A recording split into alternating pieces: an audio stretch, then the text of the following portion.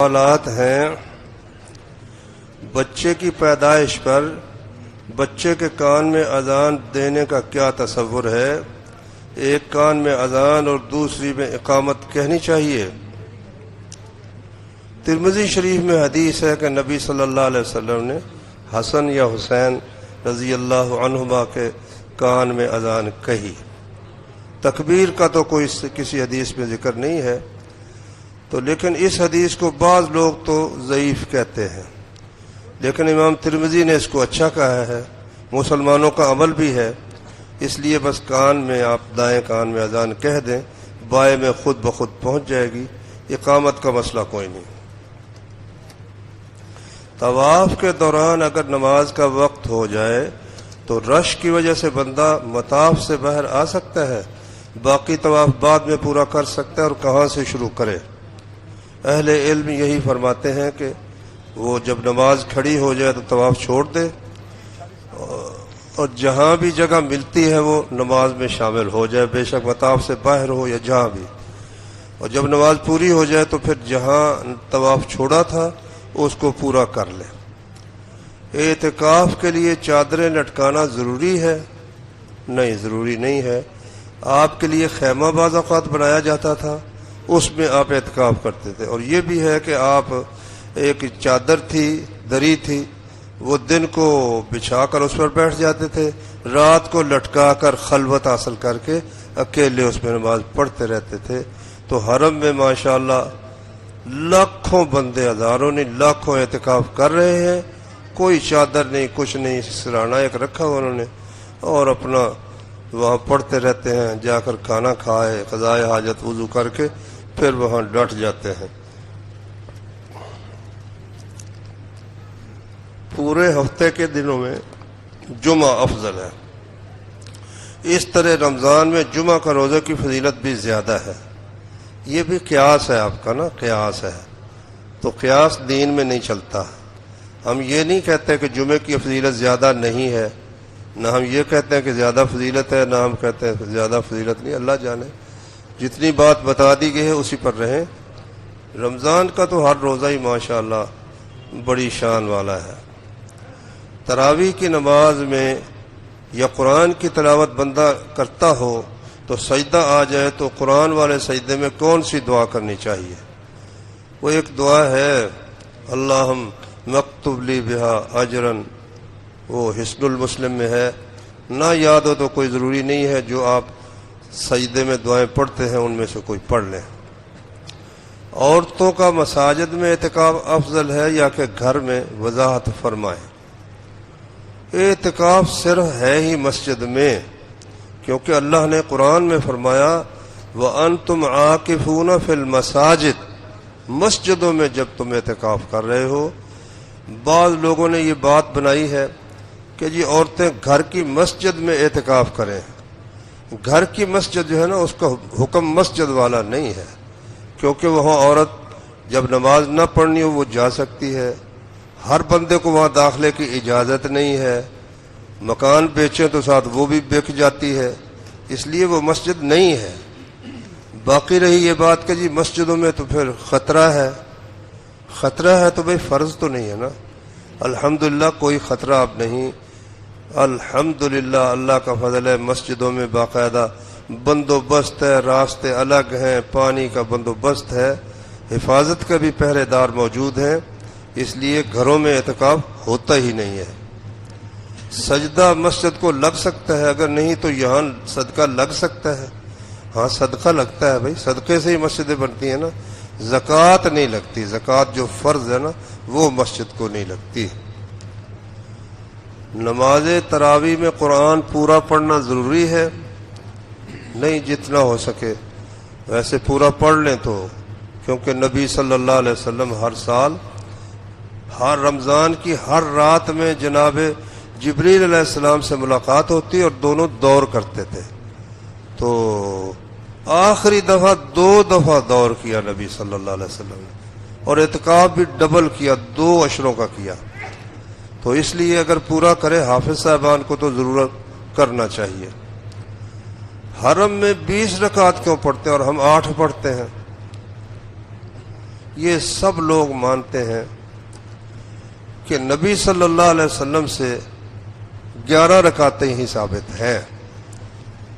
تو اب کئی لوگ زیادتی کرتے ہیں، کہتے ہیں جی 20 رکعت تراویح سنت مؤکدہ ہے۔ یہ غلط بات، سنت نہیں ہے۔ اب رہی کہ وہاں 20 کیوں پڑھتے ہیں؟ سعودی عرب کی تقریباً تمام مسجدوں میں ہی 11 پڑھتے ہیں، صرف حرم میں، حرمین میں، مدینہ اور مکہ کی مسجد میں، مسجد نبوی اور بیت اللہ میں وہ پڑھتے ہیں 20۔ کس لیے؟ کہ ساری دنیا کے لوگ وہاں جاتے ہیں، اگر وہ 11 ہی پڑھے تو دوسرے لوگ کہیں گے ہماری تو پوری نہیں ہوئی۔ انہیں اللہ نے ایسی دانش عطا کی ہے کہ انہوں نے دونوں کاموں کا لحاظ رکھا ہے۔ امام 2 کر دی ہے، ایک 10 پڑھا کر چلا جاتا ہے، پھر دوسرا 10 پڑھاتا ہے۔ اب میں 10 پڑھوں، آپ 10 پڑھیں تو کوئی کہے جی 20 ہو گئی۔ 20 بھائی اس نے 10 پڑھی ہیں، کئی لوگ پہلے امام کے ساتھ پڑھ کر دوسرے امام کے دوران وہ کرتے رہتے طواف، کئی لوگ پہلے کے دوران طواف کرتے ہیں، دوسرے کے ساتھ وہ تراویح پڑھ لیتے ہیں۔ تو اس لیے وہاں بھی اس بات کا انہوں نے خیال رکھا ہے۔ دینی امور سر انجام دے کر تنخواہ نہ لینے والے لوگ ان اجریہ الا علی اللہ پڑھ کر دوسروں کو بھی فی سبیل اللہ کام کی تلقین کرتے ہیں۔ کیا کسی نبی نے دین کی دعوت پھیلا کر اجرت نہیں لی؟ اللہ اکبر۔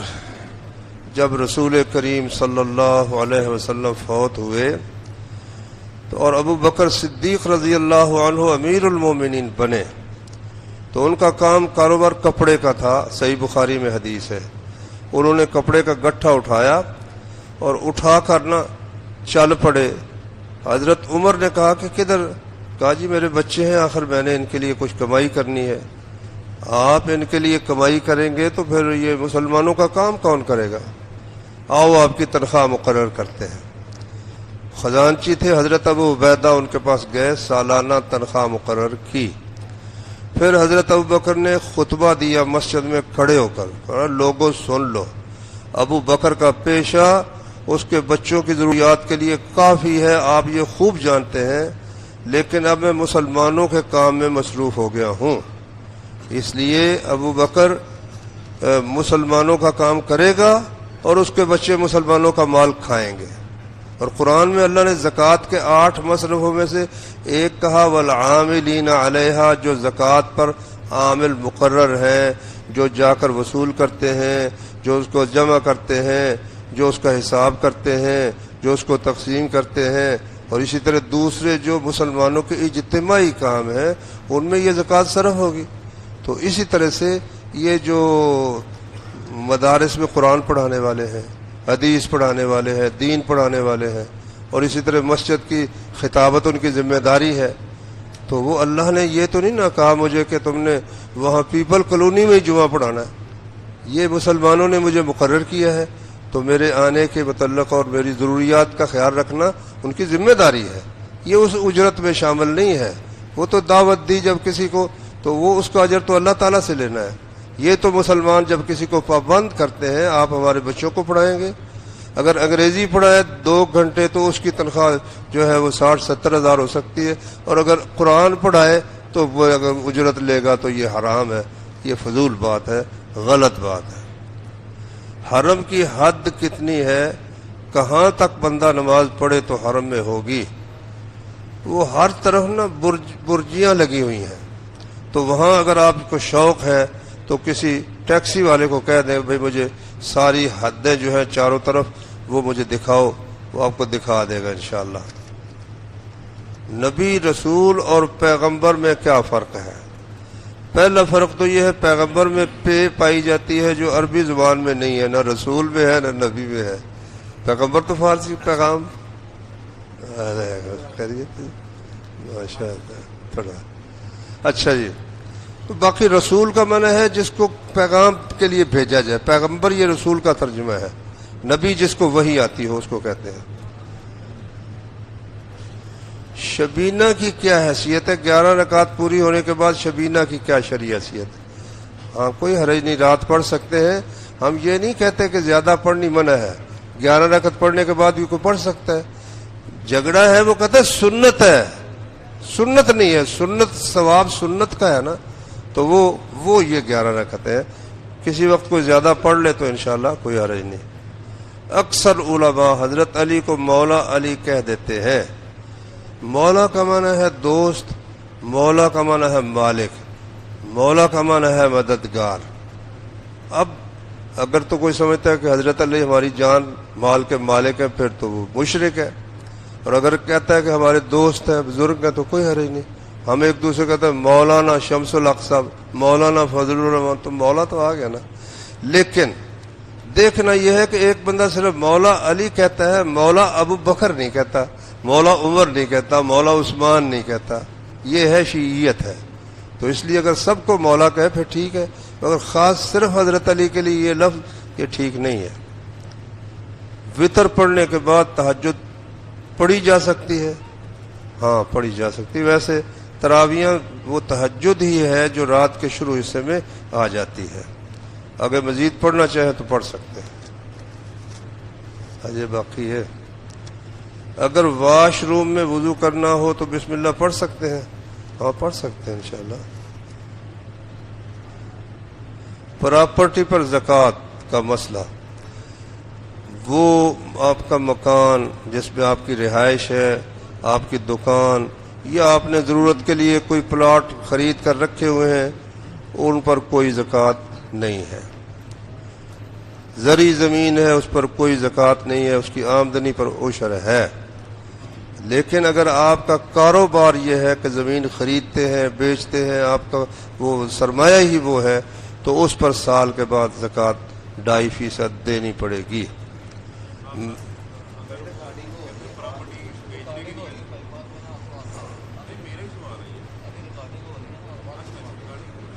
میں نے ایک مولانا صاحب سے سنا ہے کہ مسلم شریف کی روایت ہے کہ سورہ فاتحہ کے ساتھ اگر کوئی سورت نہ ملائی جائے تو نماز نہیں ہوتی، یا صرف اگر سورہ فاتحہ نہ پڑھے تو ہی نماز نہیں ہوتی، یا سورت نہ ملائے تو بھی نہیں ہوتی. نہیں بھائی، یہ کوئی نہیں مسلم ہے.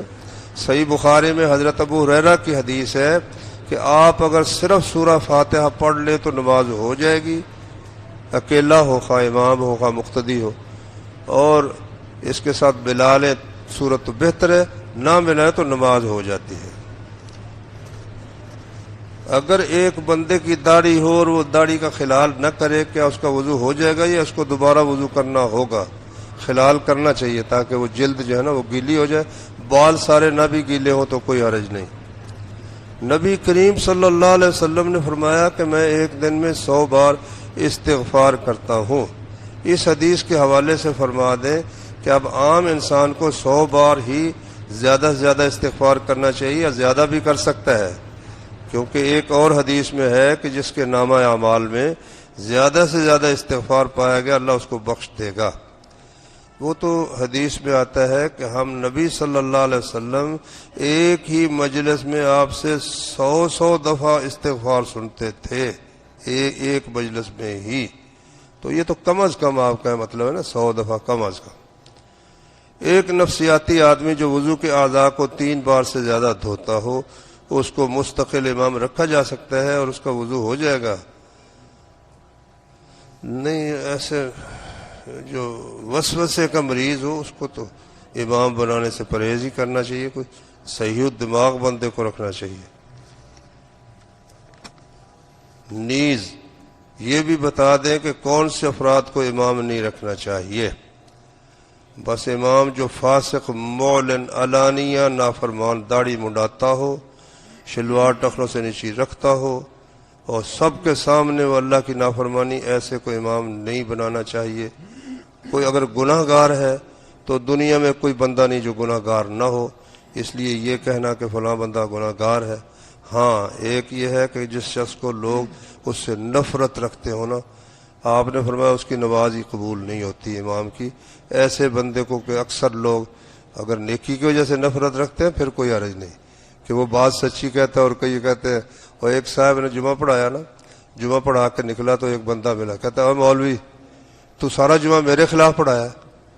وہ سود کھاتا تھا نا، سود کے خلاف پڑھایا. مولوی تو میرے خلاف سارا جمعہ پڑھایا. اس نے کہا میں نے بھائی آپ کا نام نہیں لیا.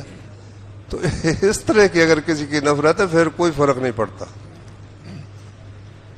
علماء سے سنا ہے کہ فاسق فاجر بدعتی کو امام بنایا جا سکتا ہے، جبکہ نبی صلی اللہ علیہ وسلم کے دور میں ایک شخص کے کعبہ کی طرف منہ کر کے تھوکنے کی وجہ سے نبی صلی اللہ علیہ وسلم نے امام سے روک دیا.